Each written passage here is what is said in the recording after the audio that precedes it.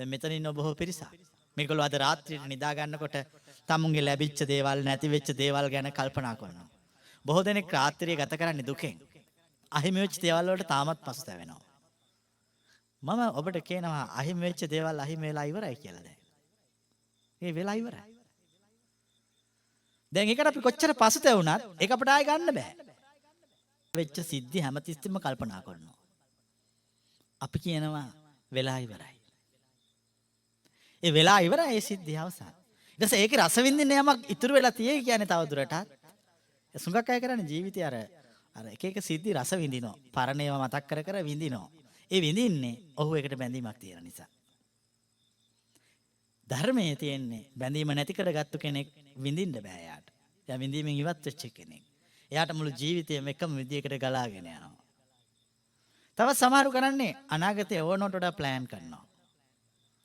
ඕනට වඩා සංවිධානය කරනවා. දැන් මේ ඉන්න හුඟක් මේ ගොවිතැන් කරන අය. ඒගොල්ලෝ දැන් ඔන්න වැස්ස එන්න පටන් ගත්තා.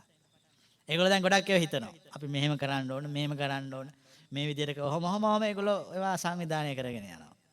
ඊට පස්සේ එක පාටම පායන්න පටන් ගන්නවා. මං ආන්නේ ඔයගොල්ලෝ සන්තෝෂ වෙනවද දුක් වෙනවද කියලා? ඔයගොල්ලෝ දුක් වෙනවා.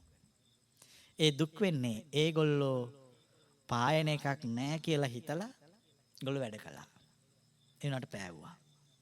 අපි කියනවා මෙහෙමයි. මේ කියන්නේ හොදරාගෙන ඉන්න. වහින්නත් පුළුවන් පායන්නත් පුළුවන් වැස්සොත් මෙහෙමයි පෑවුවොත් මෙහෙමයි. එතකොට සබාදහම මොන තීරණේ ගත්තත් ඒ තීරණේ අපිට බලපෑමක් නැහැ. කොබලන්න මං කියනවා තේරෙන්නේ නැහැ. කිසි බලපෑමක් නැහැ. අපිට දුක් වෙන්න ඕනත් නැහැ.